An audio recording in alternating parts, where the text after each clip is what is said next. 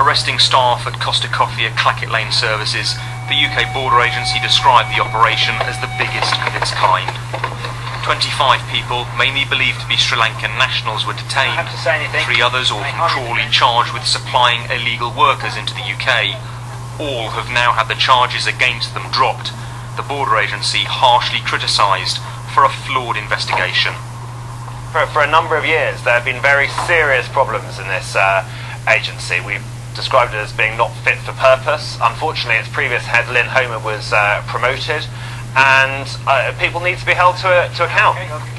The Border Agency was hoping to use evidence from those arrested on the day of the operation, but it was ruled inadmissible. The judge said interviews with the witnesses had gone spectacularly wrong. Protocols were not, it seems, followed.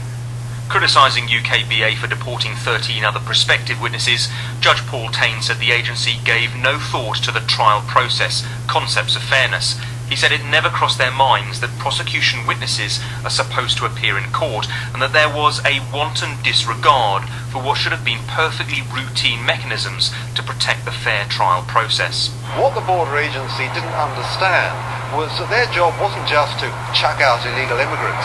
If they were going to bring a prosecution, they needed witnesses, and some of those witnesses might be able to give evidence for the defence. As such, I'm going to arrest you now. At the time, the Border Agency were keen to sing their own praises. Breach of your conditions. I think as time goes on, we get better and better at doing this kind of work. This criticism follows the recent condemnation of lax UKBA immigration controls.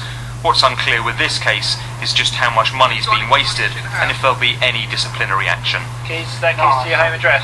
Yeah, That was our Home Affairs correspondent Colin Campbell reporting. He's here with me in the studio now. And Colin, have you had any response from the UK Border Agency today? Yes, Polly, within the last few minutes we've received a statement from UKBA. They are very keen to point out that their investigation and the arrests in September 2010 did result in the arrests of 23 people who were working illegally in the UK. They say that there is now a review underway, but they are disappointed by the judgment that was made by the judge at Hove Crown Court. I think it is fair to say that this investigation collapse is particularly embarrassing for UKBA, but it has proved a steep learning curve for the organisation. Things have, however, changed on the 1st of March. The organisation has been split into 2 separate entities, with a former chief police officer now heading the UK Border Force, which is responsible for enforcement, and the government believes that will make a difference. Thank you, Colin.